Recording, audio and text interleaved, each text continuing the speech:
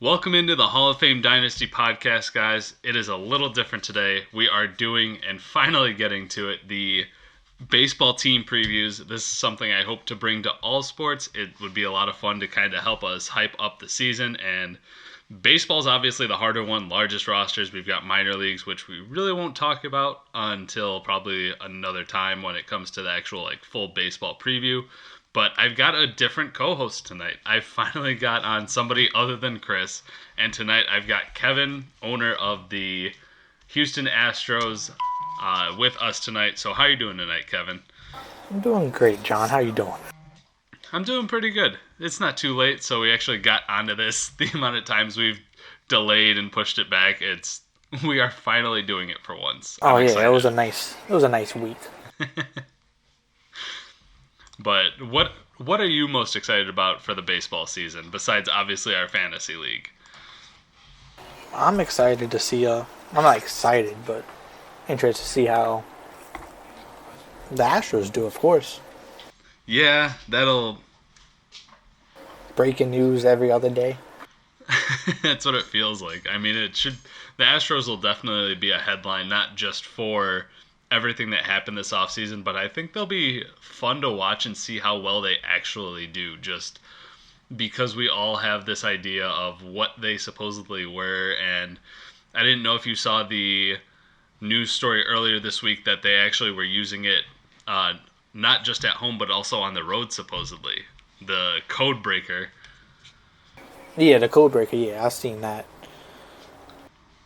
Because everybody pointed to home and away splits at first, and that's what they went into, but now that they supposedly were using it on the road as well, I don't know what to think of the team. They'll definitely be interesting to watch. Plus, you've got a good Oakland team. You've got a good Los Angeles Angels team for once. So that division's actually going to be competitive. Yeah, very competitive this year, and actually for the next couple of years. Yeah. I mean, even with the first and second round picks taken away, they still have Forrest Whitley. You guys have Kyle Tucker, who will at some point take a starting spot, I would assume, over Josh Reddick. It's been a time too long. But talking about competitiveness, why don't we get into the New York Yankees today? And this is our first team preview. I started this last year, didn't finish it. I remember the last time I projected somebody to be in last place. That was you, obviously. I was about to say, you can say the name. Obviously, I thought your Astros would finish in last, but that belonged to the New York Yankees. They finished in last place, and Vick had a record of 64 wins, 180 losses, and 8 ties. I don't think that's how Vick saw it going, but what about you there, Kevin? No, not at all. Because this was the year he traded for all the Yankees players, correct? Yeah. I know he probably did what I did last year, or the year before that, our first year, where I wasn't as active, and then kind of started just selling off. Mm-hmm. Well, I was active that first year. I just sold off from the start, because I know I wanted to go young. Yeah. But, yeah, and I think the Yankees will be interesting this year. I don't know if I see them finishing in 10th place, but we've got our prediction later on. The biggest thing, obviously, as we all know with Vick, is him setting his lineup. And it wasn't that he had a terrible team last year. I mean, he had Giancarlo Stanton, Gary Sanchez. We kind of talked about it in the review from last year. He had Carlos Santana, who had a great year. Obviously, he lost Brandon Lau for half a season, but part of it is him setting his lineup, and if he can keep his lineup filled, he can be a pretty decent team. But do you think he'll improve upon that 10th place spot from last year? If he does, I don't see it going much further. Just from All right. looking at his team and seeing all the cuts he's got to make. Yeah, he does have a lot of cuts to make, and that's a lot because of the players that he gained during this offseason. Yeah. I mean, he gained a good bit. It's just now it's, all right, who to cut. Right, and I mean, we've seen him buy players and sell them right off, a la Zach Wheeler was one of those guys that he acquired and then soon was like, I don't want him anymore. I do love the way that Vick operates. Just the fact that he will buy a guy and then immediately, nah, I don't like him anymore. I'm gonna sell him off just because. I would love to live in Vick's mind for a day just for that simple thing of it's got to be fun doing it that way. So why don't we get into the list of guys that he acquired this offseason? First, he had Jose Urquidy. He got guys like Hyunjin Ryu, Mike Yastrzemski, Nick Solak, Tommy LaStella, Carlos Santana, starting pitcher Caleb Smith, second baseman and outfielder Whit Merrifield, and then a couple of outfielders in David Dahl, Aristides Aquino, who he just recently got earlier today, obviously, and then pitchers Chad Green and Aaron Savale. Out of these guys, who do you think will make the most impact on his team this year, Kevin? The most, I would think, would be your Quade for the Astros. Just from what he showed toward the end of the season in playoffs, he had his command. As long as he keep that up, I expect him to be a end of the rotation guy. He was actually surprisingly really good. I liked him a lot. Obviously, he had a pretty good stint in the minor leagues, and I was so fixated on Forrest Whitley hopefully making his debut that we saw Jose Urquidy come up. He had 40 strikeouts to 7 walks, which that's a really good ratio, almost 6-1 in terms of strikeouts to walks. A little bit of an issue with the long ball. I mean, 6 home runs in 41 innings isn't terrible, but it felt like he just got knocked around a little bit. But he's got a lot of potential. He's going to be really good.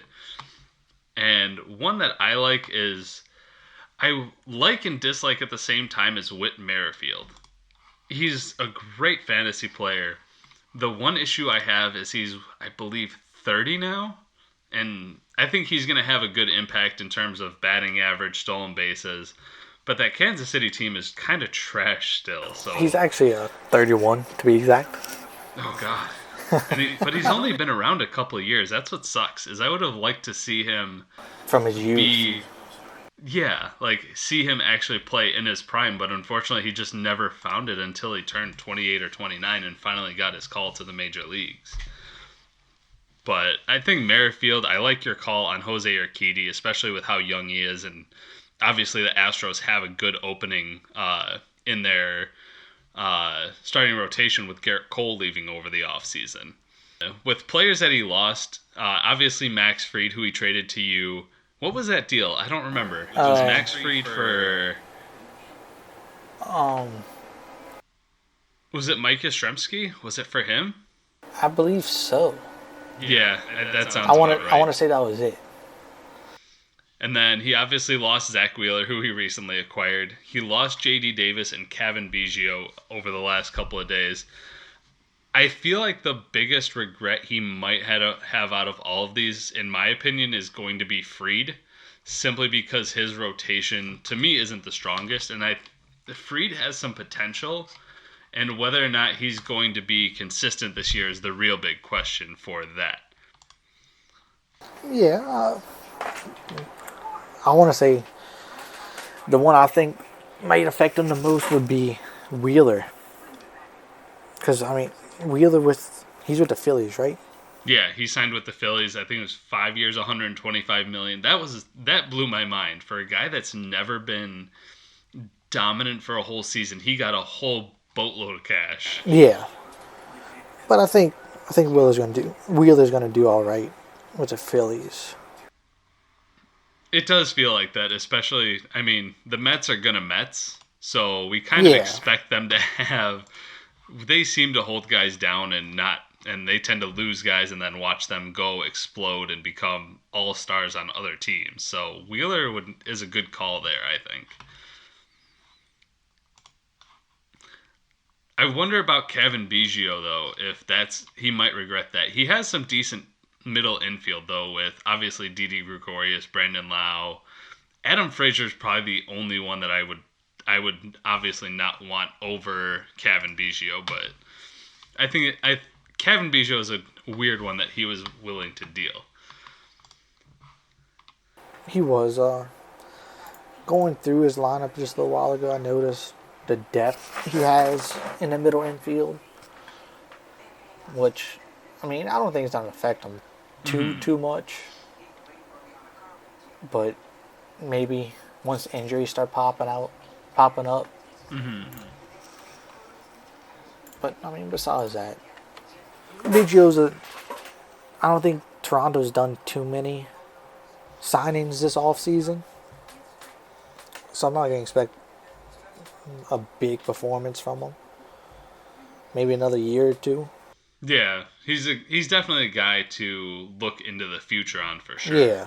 Well, why don't we get into? I know you and I kind of went through his roster, and we each picked some of his players that we liked and disliked. Originally, we were going to go through his whole roster, and we kind of decided that might not be the best idea. We're trying to keep this pretty nice and tight, and not spend an hour and a half going through everyone's roster.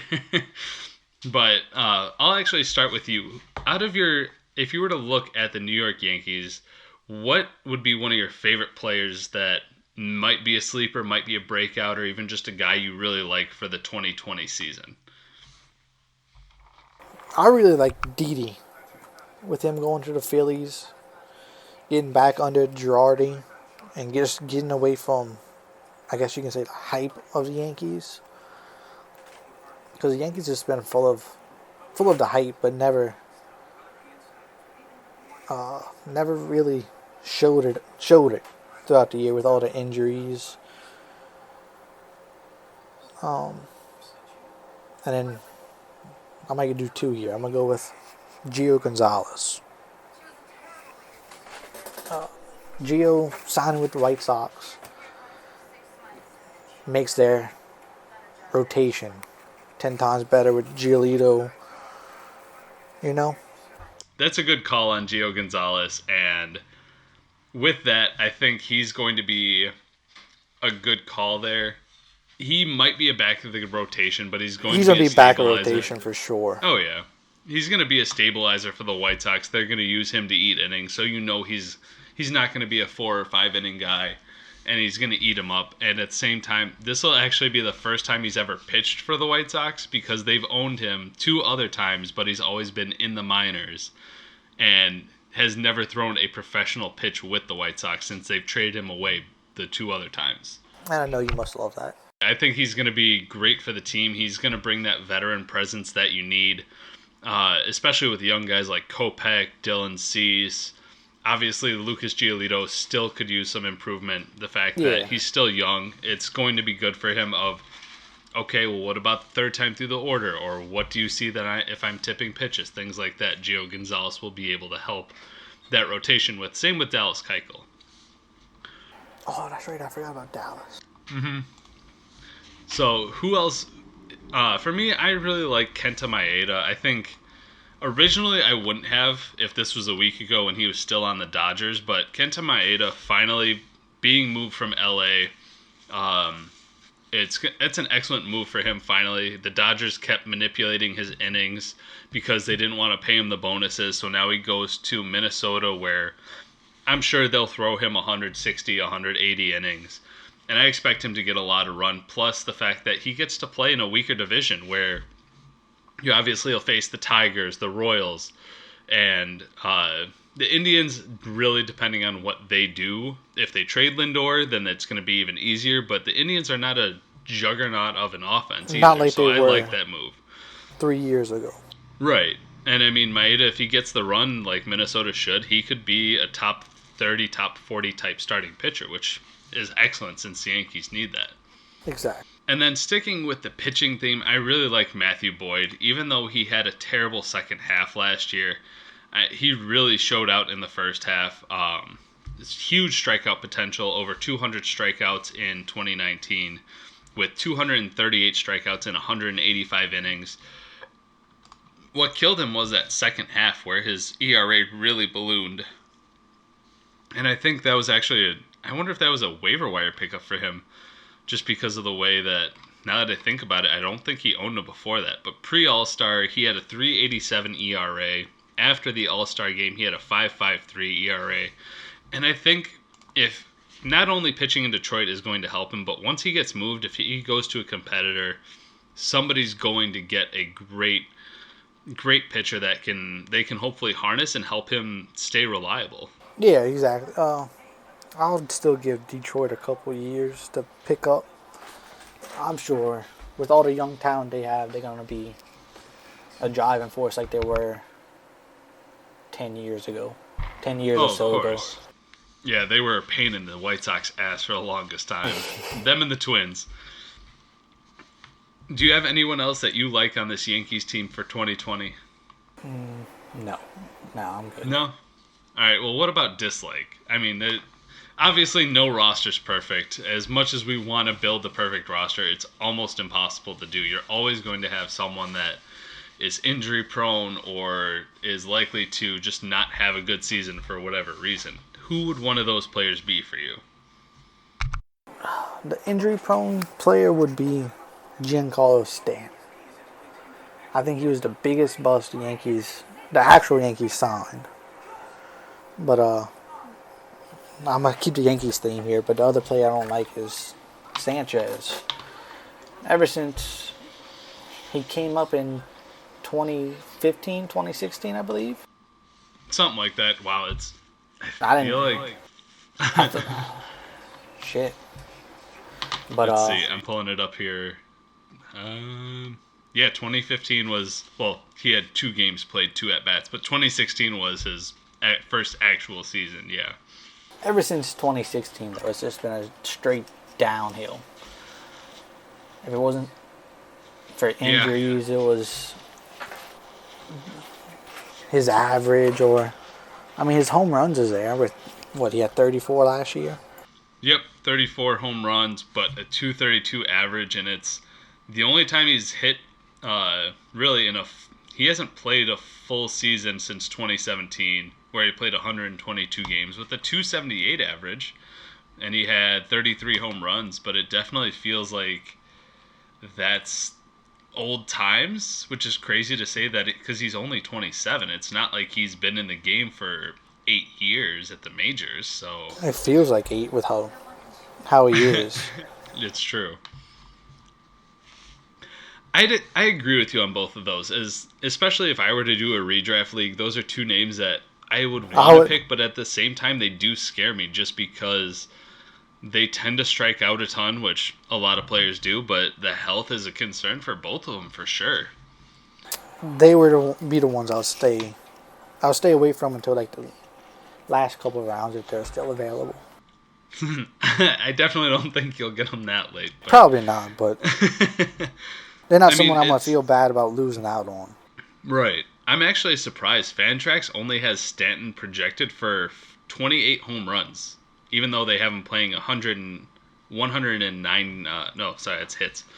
124 games. That feels awfully low to me. I definitely don't think he'll hit only 28, but Yours says especially 28? Well, they have Giancarlo hitting 28 home runs in 124 you're talking games. about Giancarlo. Yeah, and somehow they have Sanchez playing 128 games with 37 home runs. I mean, to me, Stanton has more power than Sanchez, but that's just me. But I feel like the RBIs are still low. Yeah, well, then again, if they're not playing a full 150 games, though. Yeah, you're right. I mean, 82 RBIs for Stanton and 84 for Sanchez sound about right if they can stay healthy enough, but the average is going to be the weakest part there. For me, the 2 players I don't like on this Yankees team are Teoscar Hernandez and Steven Piscotty. So, for one, Teoscar Hernandez, obviously he's a guy that can hit a ton of power, but he's just so streaky. There's times where he will hit 400 for 3 weeks in a row with 8 bombs in that time, but then the next 4 or 5 weeks he could easily hit 150 with no home runs and 2 RBIs. Exactly. I mean, apparently they do have him working out at first base. The Toronto Blue Jays do, which is kind of a surprising, considering he's played outfield for 9 years. And he's so young. How old do you think he is? Oh, I was just looking. Fairly young. Yeah, he's 27. Yeah. For somebody that's played 9 years, I mean, obviously it's in the minors as well, but the fact that they've got him playing first base is kind of surprising, although the Blue Jays do have a need for first base. I do like the flexibility if he gets it, but just with how streaky he is, I don't think he's going to perform the way that Vick thinks he will. Obviously, 30 home runs would be nice, but only 68 RBIs, a handful of stolen bases, but a 244 average. I'm not high on Teoscar Hernandez. No. And then Stephen Piscotty, the issue I have with him is I don't think the Oakland Athletics will give him as much of a run as they originally did in 2019 and 2018, because they've got a really nice outfield between Ramon Laureano in center field. You've got Mark Canha in right or left field, however they want to play him. I'm pulling up the depth chart as I talk about this. Yeah, and then Mark lost first base eligibility, right? Mark Canha lost first base eligibility because you've got Matt Olson at first.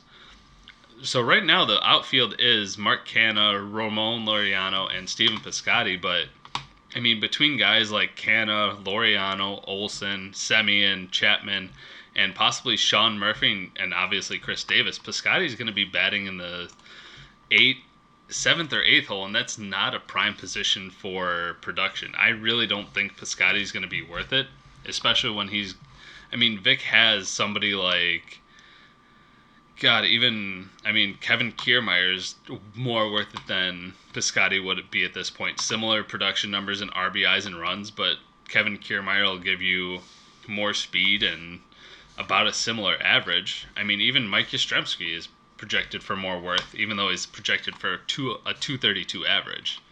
So I feel like Piscotty would be an easy cut for Vick. That's just me personally, though. I feel you on that. I mean,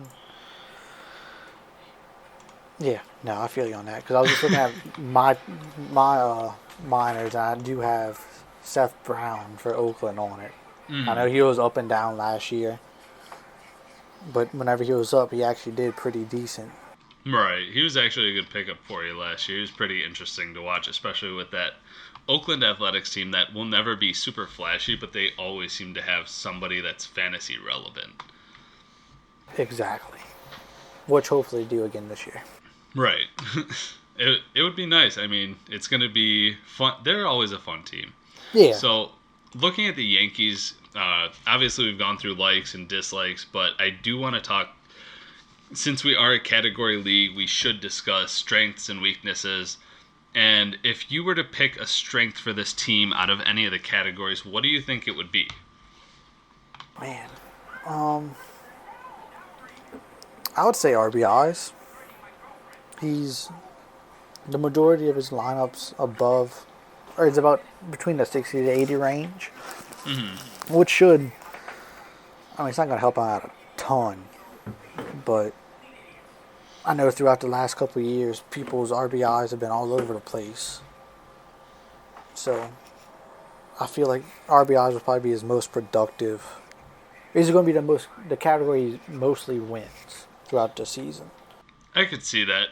I agree with that, especially it's because there's no one that's a Nolan Arenado, JD Martinez type where they're going to have 120, 110 RBIs, but a lot of his team is projected for 80 and 80 plus.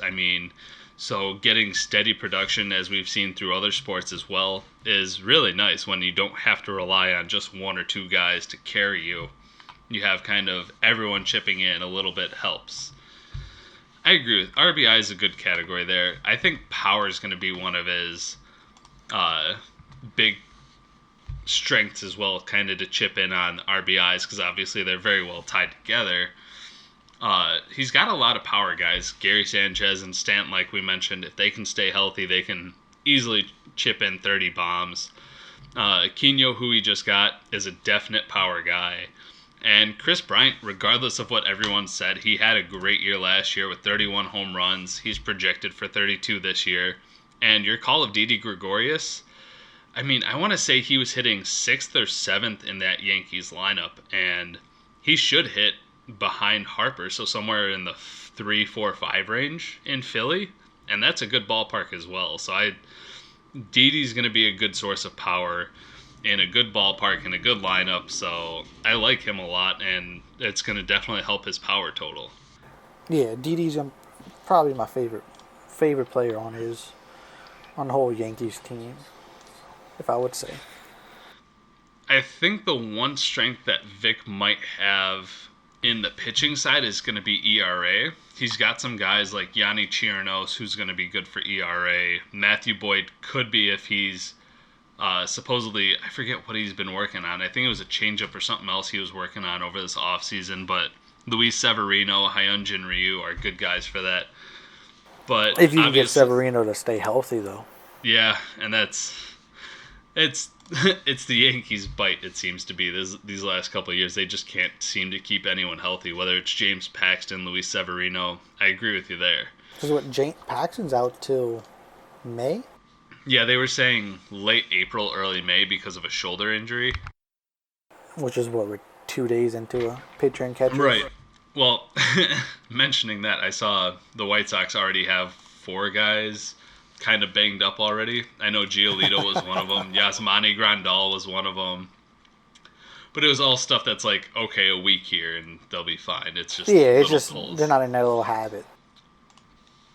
Well, yeah, and especially, I mean, it's the first day of pitchers and catchers, so little shit's gonna go wrong. Nobody's torn their arm off or their leg off, so it's alright.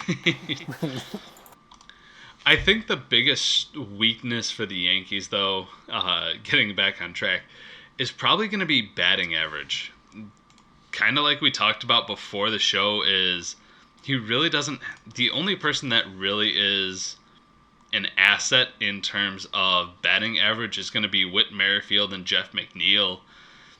Chris Bryant, you could consider it too, but yeah, really, you look at a lot of his lineup and it's projections of 250, 260, and that's... I know Fantrax tends to be on the higher side of projections when it comes down to it. I mean, they've got Carlos Santana for almost 30 home runs and 90 RBIs, but only a 266 average. So I feel like he's going to struggle there in the ratio stats, whether it's average or OPS. What about you?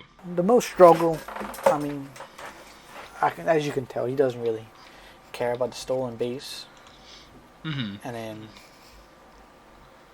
I don't see his hits being like they're projecting it to be. What do you mean? Hits as in let's go with Sanchez. They're saying 117 hits. I'll be surprised if he breaks 100. Going on his health. I mean, not really just his health, but like you got who else should I pick? I could see that with Gary Sanchez for sure. Consider like there's you a said, few the of them that health I don't see breaking 100 hits. Who? A few of them. Yeah. I'm not going into names. I don't feel like going into names. Well, I mean, they have Stanton only at 109 hits, so a 252 average, but it all depends on how healthy he can stay. The health, yeah. I could see that, and that kind of ties in with average. And then stolen bases, that all depends on how you build your team. He obviously doesn't want to worry about it, which that's only one category and kind of all out by itself. Won't be a big deal for him. Right. It's but not it like ain't going to be something you're going to win. It's not like he's piling up on stolen bases and trying to win just that way through average and stolen bases, where you could build through all power and it'll obviously help runs, it'll help RBIs, kind of OPS depending on who the player is. Somebody like Joey Gallo be perfectly fine. But I think his last struggle is going to be strikeouts, because while his lineup has a ton of strikeouts, his rotation obviously doesn't. I mean, Matthew Boyd's the only one projected for over 200, and a lot of his guys on his pitching staff have issues with being healthy, whether it's Luis Severino, Caleb Smith, or they're just not strikeout guys in general, such as Aaron Savale is not a huge strikeout guy. Same with Merrill Kelly. Jose Urquidy, right about a 9K per 9. He could be an asset in that, but a lot of his guys just are not huge strikeout type pitchers. So I think he's going to struggle there, which makes his pitching staff inconsistent, because the more balls you put in play, the riskier it is. Exactly. So, if you had to put a prediction out there, what place do you think he finishes in? You kind of mentioned you don't see him going any higher than 8th. Is that what you'd want to stick with, or do you have an actual prediction that you'd want to go with it? I'll say eighth or ninth. I don't see him finishing dead last again. I don't know. That might come back and bite me in the ass when we do to all other teams. But yeah, I don't see him going 10th, but 8th or ninth would probably be my area. I can agree with that. I've got him at 9th personally. I think he's better than the Atlanta Braves. I think he's worse than the two other teams that missed the playoffs last year, which are the LA Dodgers and the Minnesota Twins, like we talked about before we started recording. He's way better than Chris, by the way. Yeah, he's way better than Chris's crap-ass team. I know Chris has some guys that are coming up this year, but obviously relying on rookies doesn't always work out. I tried that last year with Eloy and Vlad, so hopefully their sophomore years are better, and we'll see what happens there. But I think the Yankees have some upside. They just need to try and find the more solid pieces. Yeah, they need to find the balance. That's a good way of putting it. It's going to be an interesting year for the Yankees. Oh, yeah. Both the real life and fantasy Yankees, it's not going to be short of storylines, to say the least. No. So the last thing we have on the Yankees, I actually subscribed to Baseball Prospectus earlier this week, last week, I don't remember. Kind of every day's felt like it's tied together recently. But I actually did calculate the WAR for each of our teams, and at the end of each show we'll be saying who has what rank and how much WAR they're projected. Obviously, it's not a true, clear projection of how our fantasy teams will do, because WAR does take in defense, does take in other things that we don't give a shit about because it's fantasy. But the fantasy Yankees, I did this all based off of starting lineup. So if you were to put your best starting lineup, your best pitchers every single day, what would your WAR look like?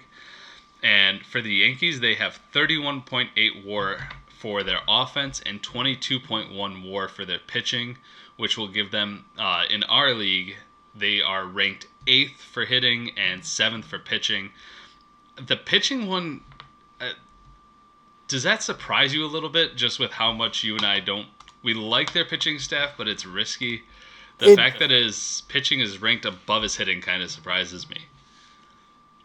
It does. I don't see his pitching being 7th, if you want to put it that way. I see that being his. If anything holds him back, I see it being his pitching. I agree with you there. I know we've obviously got deeper pitching staffs, but the fact that he ranks 7th in the league really was a surprise. And obviously, once we're done with all the shows, we'll put out the full list so everybody can see it. Yeah, him being 7th was a surprise, especially like once I finally put it all together. I couldn't really believe it because I didn't see it just based off the names and projections, but I felt like he was a better offensive team than he was pitching, but I guess WAR kind of goes against that. So it was interesting to me. But why don't we wrap it up for tonight? Did you have any other final thoughts on this Yankees team, whether it's something that whether you think he should rebuild, whether you think he should go for it this year, any other names? I like to see him work the I guess it's the waiver wire or whatever we call it, some more this year. Because I do feel like he's going to have a bunch of injuries come up. Mm-hmm.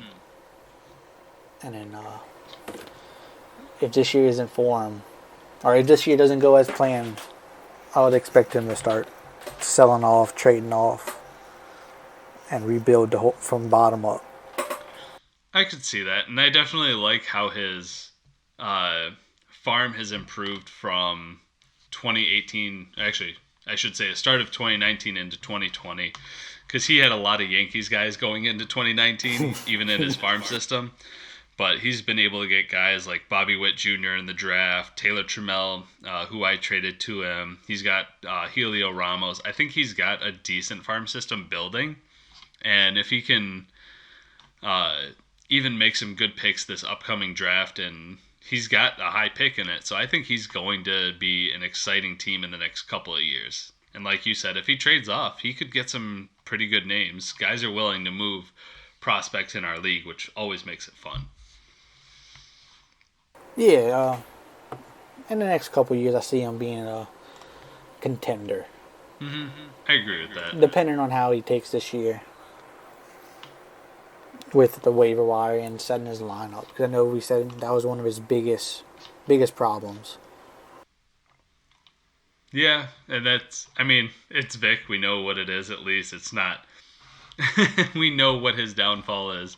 But I'll be excited, and especially, like you said, he's got some cuts to make, and it'll be interesting to see who he keeps, who he doesn't keep, and I'm excited for the baseball season. This is the first of the 10-team previews, and yes, we will get to yours, Keith. I know you said we wouldn't, but we will absolutely get there. I am pushing for it. So I don't think we need to get to Keith. But if you've got nothing else, I want to thank you for coming on. It was a blast. I'm glad to have you on here, and hopefully we can do this again. Oh, I'm glad we're finally able to do it. All right. Have a good night, everyone.